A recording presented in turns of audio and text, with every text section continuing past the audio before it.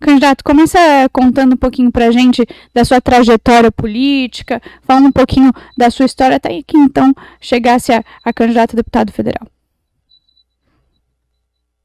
Olha, a minha trajetória, ela começa em 2018, quando eu decido começar a fazer parte dos movimentos em prol do caminhoneiro, em prol da família brasileira. E em 2018 fui um dos representantes da maior greve dos caminhoneiros da história do Brasil. E naquela ocasião foram 12 dias praticamente parados, né? O Brasil parou por 12 dias. Após aquele episódio, eu acabei me retirando das redes sociais. A coisa tomou uma proporção muito grande, eu acabei me assustando, não queria aquela notoriedade, aquela coisa toda, e fiquei por algum tempo afastado. Fui ajudar o Bolsonaro a se eleger, pedi voto para ele, adesivei meu caminhão, usava a camisa dele, mas no meu canto, na rua, nas minhas viagens, falando sobre Bolsonaro. Após a eleição do Bolsonaro em 2020, eu tive que me posicionar sobre uma greve que estava para acontecer, que inclusive estava sendo convocada pela CUT e pelo MST, em junção com alguns sindicatos esquerdistas do caminhoneiro. Esse vídeo tomou uma proporção muito grande, em menos de 24 horas já tinha ali mais de 50 milhões de acessos. E dali eu acabei criar uma página, não foi nem eu que criei, foi um cara de São Paulo, um conhecido meu, criou a página Zé Trovão, a voz das estradas. E ali eu comecei a falar todos os dias dos problemas, não só da estrada, mas os problemas aos quais o judiciário estava causando ao nosso país. Em meados de 2021, após uma reunião com 4 amigos meus caminhoneiros, que a gente estava com vários problemas no transporte, como sempre estivemos, mas a gente estava querendo tomar alguns rumos, nós decidimos que nós não faríamos nenhum movimento em prol do combustível, em prol de frete, em prol de nada. Nós queríamos fazer um movimento em prol do Brasil, pedir o impeachment daqueles ministros e exigir que os votos fossem contados publicamente. E dali começou meu envolvimento político muito grande, porque esse vídeo tomou repercussão. Eu fiz um vídeo, uma live, na verdade. Essa live, alguém baixou ela da minha página. Essa live tomou uma repercussão nacional e internacional. E ali eu comecei a ser contactado por milhares de pessoas no Brasil. Viajei por 3 meses o Brasil inteiro, por 2 meses, na verdade, o Brasil inteiro, em reuniões com lideranças dos estados para organizar o 7 de setembro, que foi o maior movimento da história do Brasil em 2021. Um movimento que abriu um precedente gigantesco para nós. E hoje esse movimento ecoa pelos 4 cantos do Brasil como um movimento que foi em prol da liberdade do povo brasileiro. O presidente Bolsonaro vinha falando sobre Deus, pátria e família. Perdão, gente, aqui eu estou no hotel, às vezes. O presidente Bolsonaro vinha falando sobre Deus, pátria e família. E esse maluco aqui falou em Deus, pátria, família e liberdade. Foi onde começa toda essa confusão.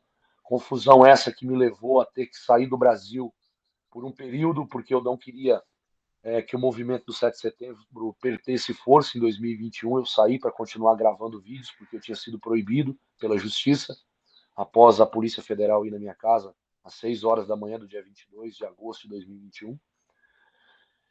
Logo depois eu retorno para o Brasil, passo 60 dias, na verdade 51 dias, né, 51 dias exatos, no presídio industrial de Joinville.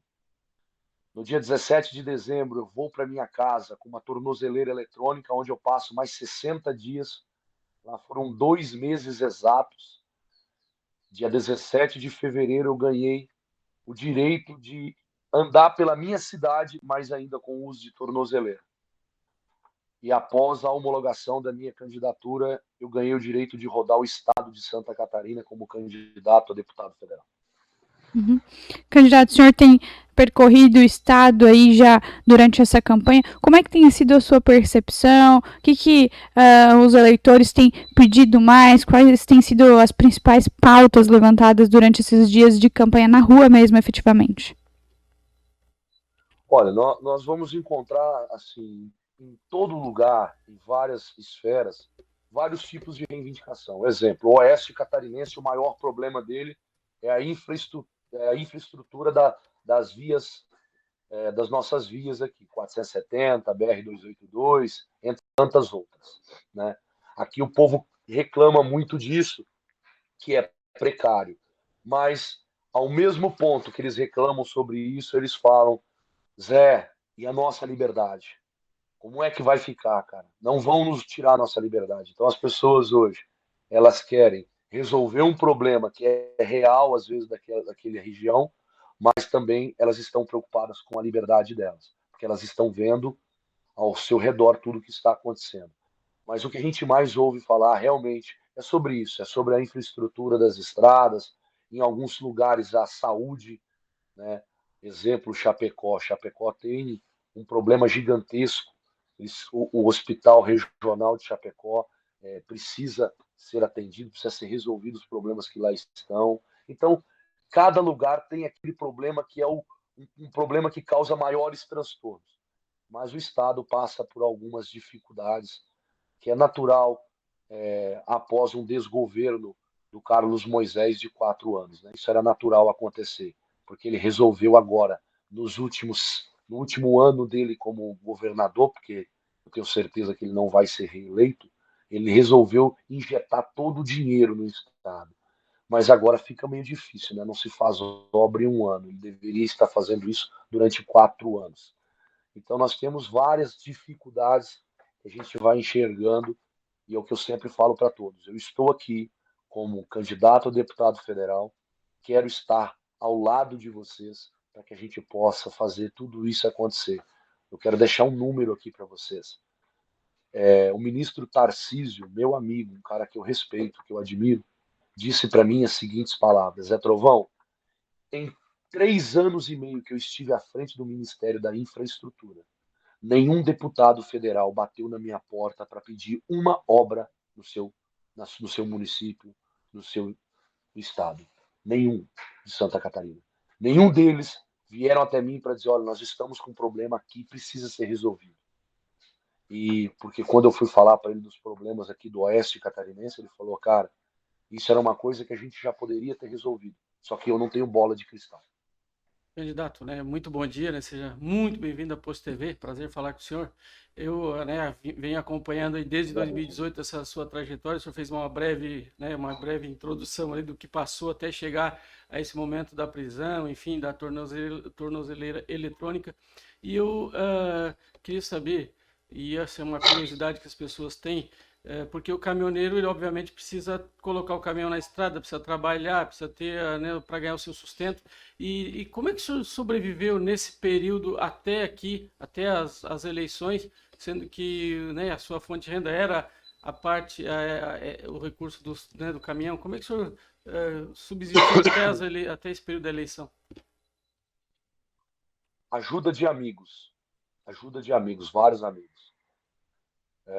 Vários amigos me apoiaram até aqui, não me deixaram desistir, falaram: não, cara, vamos para cima. Eu falaram: cara, preciso sustentar minha família, tá louco? Agora que eu tô fora do presídio, preciso trabalhar, preciso não. Nós vamos continuar fazendo o que tem que ser feito, mas ajuda dos amigos. Pessoas de todo Brasil e até fora do Brasil, que sempre, de alguma maneira, me abençoaram a minha vida nesse trajeto até aqui. Naquele período de 2018, lá na greve, no final do governo Temer, obviamente ali também, como o senhor acabou de falar, esse movimento ganhou força no país inteiro, demonstrou realmente a força dos caminhoneiros. E eu queria saber que o senhor me fizesse um balanço de 2018 para cá, até 2022, se houveram avanços, porque a gente veja hoje, né, ainda muita dificuldade para os caminhoneiros, se aquelas pautas que foram reivindicadas em 2018, em 2022, já foram atendidas, por que há tanta dificuldade ainda, por que o combustível é tão caro, enfim, o que é o dilema hoje do caminhoneiro, que é a sua classe? O grande problema, Everaldo, acontece na seguinte situação do Brasil. Em 2018, nós pedíamos tabela mínima de frete. Inclusive, eu queria isso, tá? E eu não tinha muitas informações. Quando eu descobri que a tabela mínima de frete, que tabelamento de frete, causaria um transtorno para a nossa categoria, eu comecei a ser contra. Mas já tinha sido tarde demais. Por quê? As grandes empresas, Everaldo, recebem essa tabela de frete. Grandes empresas que eu falo, empresas que têm mais de 500, 600 caminhões. Porque elas têm contratos milionários com essas grandes fábricas. Então fica tudo sobre o monopólio de poucos grandes empresários que acaba tendo que contratar empresas terceirizadas ou autônomos para transportar aquele frete porque eles não dão conta. A grande verdade é que eles não dão conta. Um caminhão faz serviço de um caminhão, não faz serviço de 10. Um caminhão de um trajeto a outro, ele tem o seu tempo natural. Pode-se rodar dia e noite, mas tem um tempo natural. Não existe mágica para isso no transporte. E o que aconteceu? As grandes ficaram com a parte boa do negócio. Não repassaram para os pequenos, não repassaram para os autônomos. Inclusive, não repassaram nem para os seus motoristas. Isso tem que ficar claro aqui. Se tiver algum motorista das empresas grandes, aos quais eu não vou citar nomes para não faltar com respeito ao seu programa, eu queria que você perguntasse para o seu patrão o porquê que o teu salário não aumenta, por que a tua diária não aumenta, por que os teus benefícios nunca são melhores. É porque as grandes empresas só pensam em si mesmo, não pensam nos pequenos e nem mesmo nos seus funcionários. Bom, sendo assim, meu amigo, nós viemos entrando em um loop. O combustível sempre foi um problema nacional. Quando era 3,70 lá em 2018, nós tínhamos um frete muito ruim, era um frete muito baixo e o diesel muito alto naquela ocasião. Hoje nós estamos com o diesel em alguns lugares a quase R$ 7, porque ele baixou, e vai baixar mais, saiu agora ontem, são mais 30 centavos que vai baixar o combustível. Aos poucos o governo Bolsonaro está conseguindo intervir de uma maneira responsável, mas o problema do aumento do combustível não está sobre o governo que aqui está hoje governando o Brasil. A Petrobras, ela vem sofrendo absurdamente com lucros exorbitantes. Eles vêm tendo, no primeiro trimestre foram 44 bilhões, no segundo trimestre foram 54 bilhões, e eu quero ver quanto vai fechar esse terceiro trimestre. Quanto vai ser o faturamento? A pergunta que eu sempre fiz para a Petrobras foi: por que vocês não reduzem esse lucro tão absurdo? Se até ontem a Petrobras dizia que estava tendo prejuízo, que isso é mentira. A Petrobras teve prejuízo quando o ladrão de 9 dedos limpou os cofres da Petrobras. Mas desde que o Bolsonaro assumiu, a Petrobras só ganhou dinheiro, e ganhou muito dinheiro, porque acabou a corrupção lá dentro. Por que eles não pegam, eles não reduzem os seus altos ganhos e devolvem à nação brasileira esse dinheiro? Então isso tudo é um conluio para desestabilizar os caminhoneiros, desestabilizar o governo Bolsonaro e criar um conflito entre população e governo federal. Essa é a grande verdade. A Petrobras foi usada e está sendo usada porque a Petrobras tem muitos banqueiros que são sócios dela, muitos fundos de pensões americanos.